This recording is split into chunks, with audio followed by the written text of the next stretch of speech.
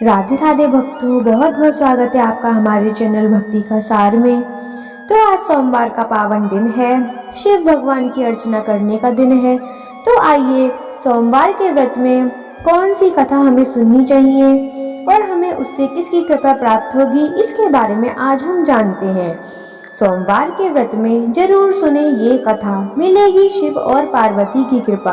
तो आइए जानते हैं वो कौन सी कथा है जिसको सुनने मात्र से हमें शिव और पार्वती की कृपा प्राप्त होगी। सोमवार का दिन भगवान शंकर को समर्पित होता है। आज के दिन भोलेनाथ को प्रसन्न करने के लिए विशेष पूजा अर्चना करते हैं। कुछ लोग आज के दिन व्रत भी रखते हैं ताकि शिव की विशेष कृपा प्राप्त की जा सके। बाबा भोलेनाथ के आशीर्वाद के लिए आप भी सोमवार का व्रत कर रहे हैं तो शिव व्रत कथा को पढ़कर या सुनकर इस उपवास को पूरा करें। तो आइए जानते हैं भक्तों सोमवार व्रत की विधि के बारे में। नारद पुराण के अनुसार सोमवार व्रत में व्यक्ति को प्रातः स्नान करके शिव जी को जल और बेलपत्र चढ़ाना चाहिए तथा शिव गौरी की पूजा करनी चाहिए। शिव पूजन के बाद सोमवार व्रत तथा कहानी कथा सुननी चाहिए। इसके बाद केवल एक समय ही भोजन करना चाहिए। साधारण रूप से सोमवार का व्रत दिन के तीसरे तक होता है, मतलब शाम तक रखा जाता है। सोमवार व्रत 3 प्रकार का होता है: प्रति सोमवार व्रत, सौम्य प्रदोष व्रत और 16 सोमवार का व्रत। इन सभी व्रतों के लिए एक ही विधि होती है। तो आइए भक्तों जान लेते हैं सोमवार की व्रत कथा के बारे में। एक समय की बात है, किसी नगर में एक साहूकार रहता था। उसके घर में धन की कोई कमी नहीं थी, लेकिन उनकी कोई संतान नहीं थी। इस कारण वह बहुत दुखी था। पुत्र प्राप्ति के लिए वह प्रत्येक सोमवार व्रत रखता था और पूरी श्रद्धा के साथ शिव मंदिर जाकर भगवान शिव और पार्वती जी की पूजा करता था। उसकी भक्ति देखकर एक दिन माता पार्वती प्रसन्न हो गईं और भगवान शिव से उस साहूकार की मनोकामना पूर्ण करने का आग्रह किया। पार्वती जी की इच्छा सुनकर भगवान शिव ने कहा, हे पार्वती, इस संसार में हर प्राणी को उसके कर्मों का फल मिलता है और जिसके भाग्य में जो हो उसे भोगना ही पड़ता है। लेकिन पार्वती जी ने साहूकार की भक्ति का मान रखने के लिए उसकी मनोकामना पूर्ण करने की इच्छा जताई। माता पार्वती के आग्रह पर शिव जी ने साहूकार को पुत्र प्राप्ति का वरदान तो दिया, लेकिन साथ ही यह भी कहा कि उसके बालक की आयु केवल 12 वर्ष होगी। माता पार्वती और भगवान शिव की बातचीत को साहूकार सुन रहा था। उसे ना तो इस बात की खुशी थी और ना ही दुख। वह पहले की भांति शिव जी की पूजा करता रहा। कुछ समय के बाद साहूकार के घर एक पुत्र का जन्म हुआ। जब वह बालक 11 वर्ष का हुआ तो उसे पढ़ने के लिए काशी भेज दिया गया।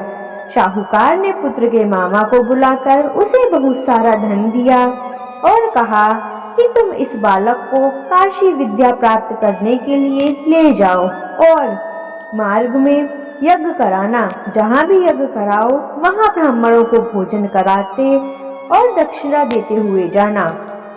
दोनों मामा भांजे इसी तरह यज्ञ कराते और ब्राह्मणों को दान दक्षिणा देते काशी की ओर चल पड़े। रात में एक नगर पड़ा जहाँ नगर के राजा की कन्या का विवाह था, लेकिन जिस राजकुमार से उसका विवाह होने वाला था वह एक आंख से काना था। राजकुमार के पिता ने अपने पुत्र के काना होने की बात को छुपाने के लिए एक चाल सोची। साहूकार के पुत्र को देखकर उसके मन में एक विचार आया। उसने सोचा, क्यों ना इस लड़के को दूल्हा बनाकर राजकुमारी से विवाह करा दूं। विवाह के बाद इसको धन देकर विदा कर दूंगा और राजकुमारी को अपने नगर ले जाऊंगा। लड़के को दूल्हे के वस्त्र पहनाकर राजकुमारी से विवाह कर दिया गया।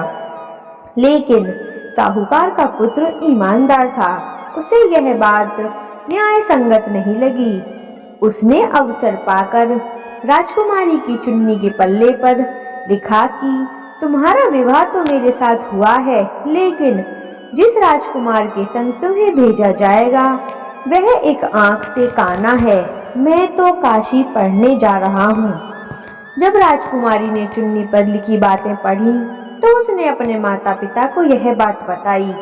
राजा ने अपनी पुत्री को विदा नहीं किया, जिससे बारात वापस चली गई।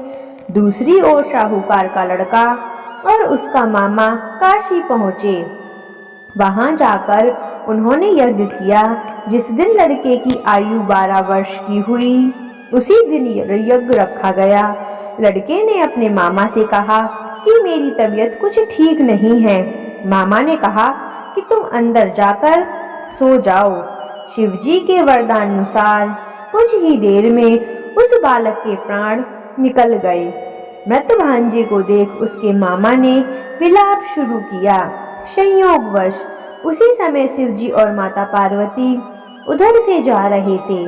पार्वती ने भगवान से कहा, स्वामी, मुझे इसके रोने के स्वर सहन नहीं हो रहा। आप इस व्यक्ति के कष्ट को अवश्य दूर करें। जब शिवजी मृत बालक के समीप गए तो यह बोले, यह उसी साहूकार का पुत्र है जिसे मैंने 12 वर्ष की आयु का वरदान दिया। अब इसकी आयु पूरी हो चुकी है, लेकिन मातृभाव से विभोर माता पार्वती ने कहा कि हे महादेव, आप इस बालक को और आयु देने की कृपा करें, अन्यथा इसके वियोग में इसके माता पिता भी तड़प तड़प कर मर जाएंगे। माता पार्वती के आग्रह पर भगवान शिव ने उस लड़के को जीवित होने का वरदान दिया। शिव जी की कृपा से वह लड़का जीवित हो गया।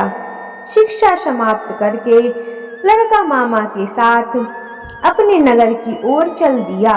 दोनों चलते हुए उसी नगर में पहुंचे जहां उसका विवाह हुआ था। उस नगर में भी उन्होंने यज्ञ का आयोजन किया। उस लड़के के ससुर ने उसे पहचान लिया और महल में ले जाकर उसकी खातिरदारी की और अपनी पुत्री को विदा किया। इधर साहूकार और उसकी पत्नी भूखे प्यासे रहकर बेटे की प्रतीक्षा कर रहे थे। उन्होंने प्रण कर रखा था कि यदि उन्हें अपने बेटे की मृत्यु का समाचार मिला तो वह भी प्राण त्याग देंगे। परंतु अपने बेटे की जीवित होने का समाचार पाकर वह बेहद प्रसन्न हुए। उसी रात भगवान शिव ने व्यापारी के स्वप्न में आकर कहा, हे श्रेष्ठी, मैंने तेरे सोमवार के व्रत करने और व्रत कथा सुनने से प्रसन्न होकर तेरे पुत्र को लंबी आयु प्रदान की है।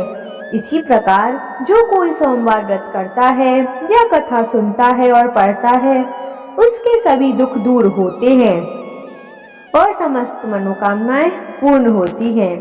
तो जैसी भगवान शिव ने माता पार्वती ने उसकी जान बचाई, उसके व्रतों का उसे फल दिया मात्र कथा सुनने से, इसी प्रकार जो भी भक्त भगवान शिव जी का व्रत करे, भगवान शिव जी और माता पार्वती की पूजा करे व कथा सुने, उसकी भी मनोकामना पूर्ण हो और उसे भी मनवांछित फल की प्राप्ति हो। तो आशा करते हैं दोस्तों आज की यह वीडियो आपको पसंद आई होगी। तो आइए भगवान शिव की आरती करके अपने अपनी व्रत कथा को संपूर्ण करते हैं। तो आइए भगवान शिव की आरती शुरू करते हैं।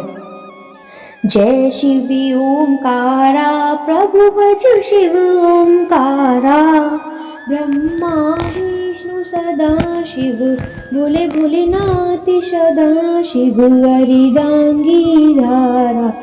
ओम जय शिव ओंकारा, एकानन चतुरानन, पंचानन राजे, भोले पंचानन राजे, अनुशासन गरुड़ासन, ब्रजवाहन साजे।